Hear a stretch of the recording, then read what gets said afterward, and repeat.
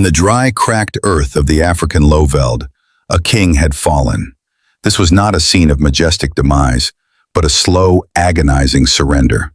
A lion, so emaciated his magnificent frame was little more than a skeleton draped in tawny fur, lay motionless under the relentless sun. Flies formed a living, buzzing cloak over the deep, weeping wounds that mapped a history of suffering onto his skin. His breathing was a shallow, almost imperceptible ripple, the only sign that life still clung to this broken body. Just inches from his mighty yet powerless head, a man knelt, his own hand resting on the parched ground, a bridge between two worlds. The air was thick with tension, with the unspoken question hanging heavily in the heat. Was this the final, quiet end of a monarch? The only answer was the faint, haunting sound of a weak, rasping roar that seemed to echo from the very depths of the earth, a sound that faded into an overwhelming silence. This was Moyo. His name, given by those who had watched his tragic descent, meant heart. It was a cruel irony for a creature whose own heart was beating a fading, faltering rhythm. The story of how he came to be here, alone and forsaken, was a familiar tragedy whispered by the locals. Moyo had once been the proud leader of a small pride, a king who ruled his patch of wilderness with a thunderous roar. But nature is a brutal and unforgiving queen. A younger, stronger coalition of males had challenged him, and the ensuing battle was a brutal symphony of tooth and claw.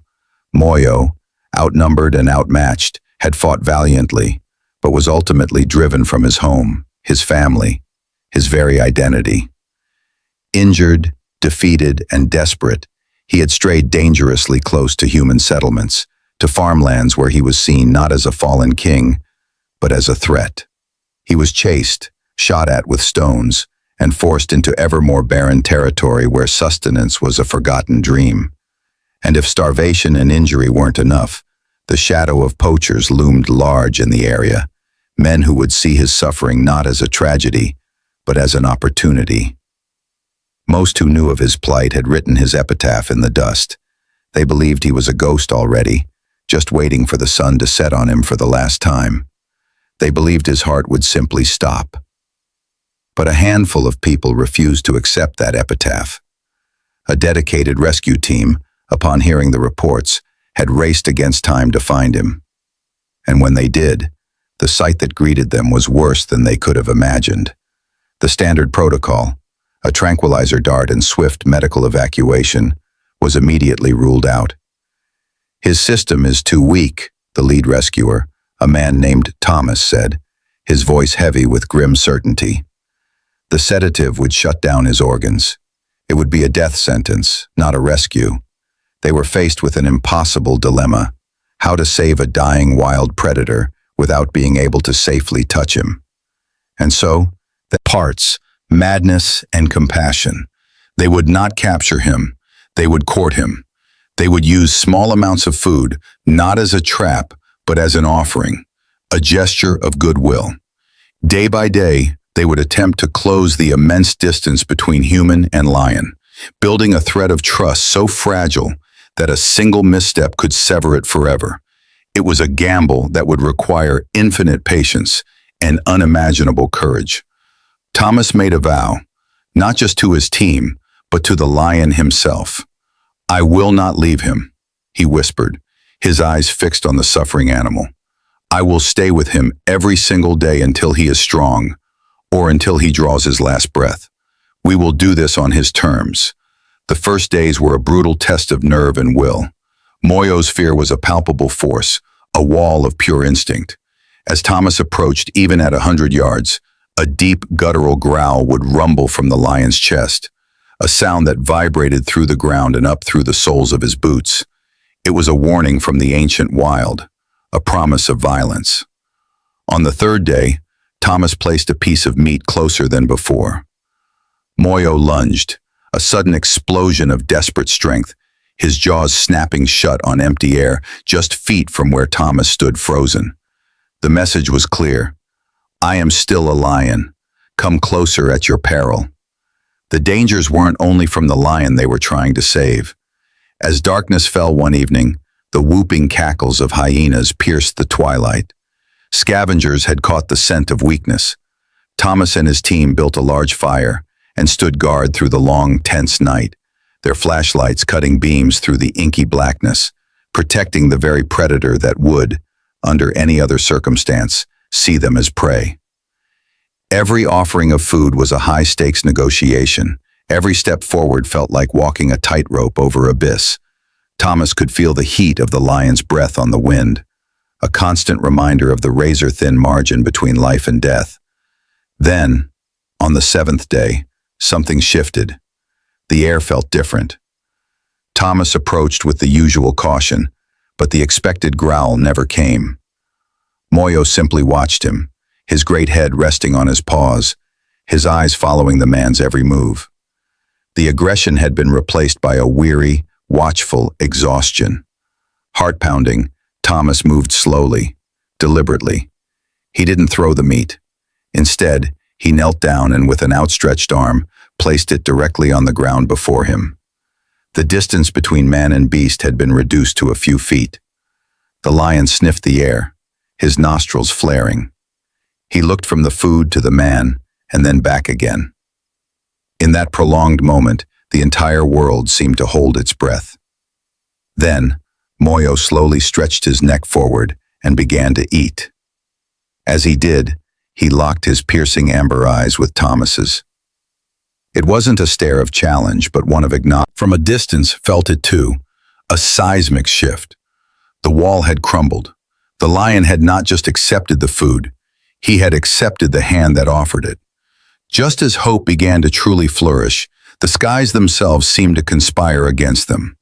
A storm, brutal and unforgiving, rolled across the plains. It wasn't life-giving rain.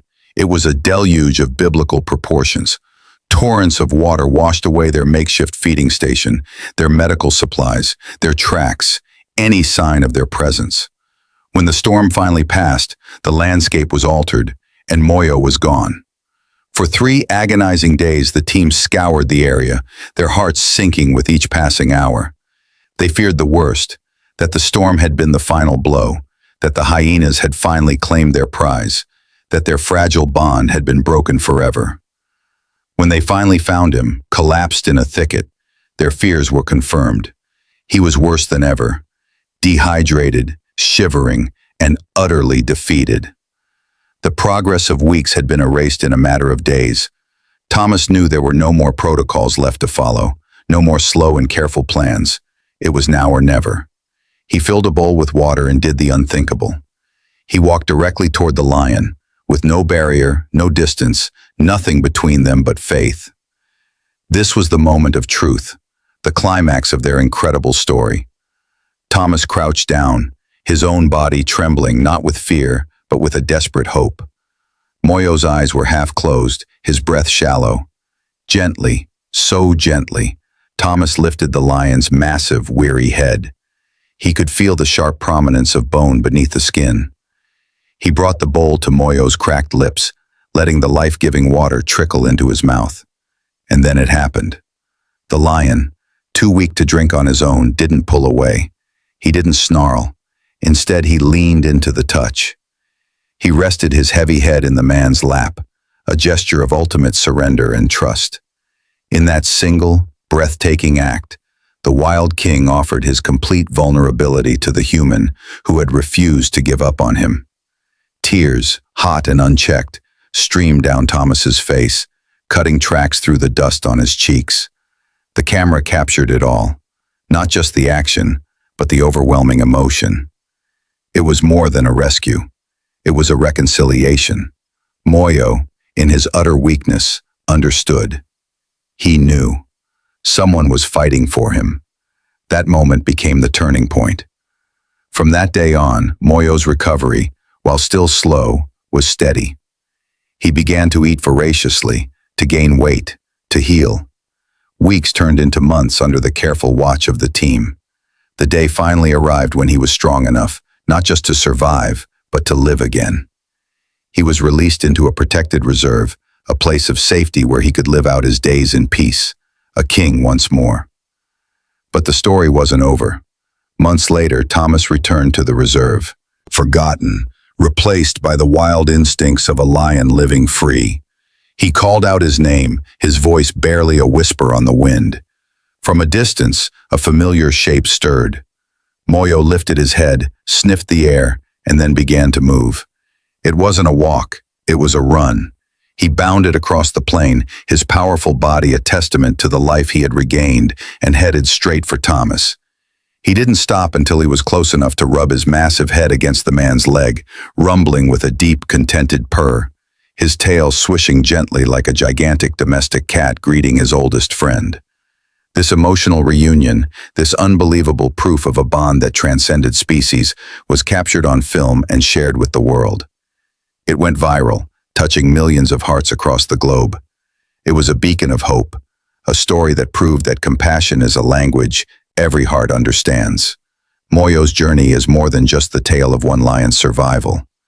It is a powerful reminder that within the grasp of compassion, there are no hopeless endings, only endings we have not yet fought hard enough to change. He became a global symbol, a testament to the incredible resilience of the wild spirit and the profound impact we can have when we choose to protect instead of persecute, to extend a hand instead of raise a weapon. His story challenges us to look at the world and ask, where else can we rewrite an ending? What other hearts are waiting, in the silence, for someone to kneel in the dirt and simply refuse to give up on them? As the sun sets over the reserve, casting a golden light over Moyo resting peacefully with a new pride, his massive form silhouetted against the fiery sky, we are left with that question, and with the unwavering hope that the answer lies within all of us. The trust was won, but the battle for Moyo's life was far from over. The real work began, not under the open sky, but within the sterile, safe confines of the rescue center's medical enclosure. This was where hope met science. Moyo, still wary of walls and roofs, would initially panic, his roars echoing, not with weakness, but with the deep-seated trauma of confinement. Thomas never left his side. He would sit for hours just outside the enclosure, speaking in a low, calm voice, reminding the lion that he was not alone. "This is not a cage, my friend," he would murmur. "This is your fortress. This is where we make you strong again."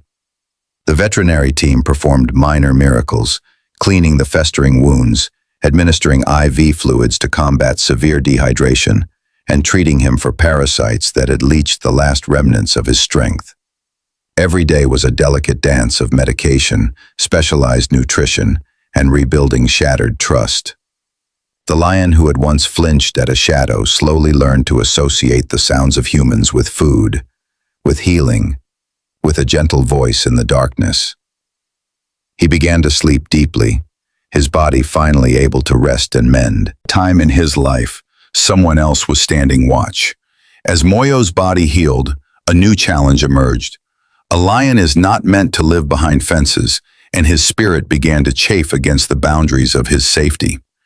He would pace the perimeter, his gaze fixed on the distant horizon, a king remembering his kingdom. The team knew they could not simply release a hand-fed lion into the wild. He had to remember how to be wild. They began a process of soft release within a massive, naturalistic pre-release enclosure. Live prey was introduced. First small, easy game. The first time a springbok was released into his space, Moyo just watched it, confused.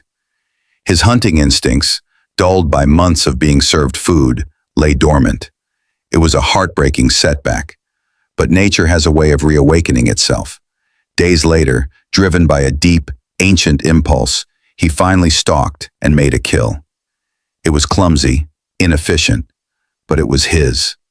That spark of self-sufficiency, that primal connection to his true nature, was the final crucial piece of the puzzle. He was no longer a patient. He was a predator again, proud, capable, and ready. Moyo's story did not end with his release. It ignited a movement. The viral video of his reunion with Thomas became more than a heartwarming clip. It became a catalyst for change. Donations flooded into the rescue organization, funding new vehicles, better medical equipment, and the creation of larger pre-release enclosures for other animals. School children from across the world wrote letters and drew pictures of the lion who loved a human. Most importantly, his story changed local perceptions. The very farmers who had once seen lions only as a threat to their livestock now saw them as individuals, as creatures capable of profound connection and worthy of protection. Some even joined community-led conservation initiatives. Moyo's journey became a powerful lesson in coexistence, proving that the value of a life isn't determined by its utility to us, but by its inherent right to exist. His roar, once a sound of utter despair, now echoes across the reserve as a symbol of second chances, a permanent reminder that one act of courage and kindness can, indeed, change the world.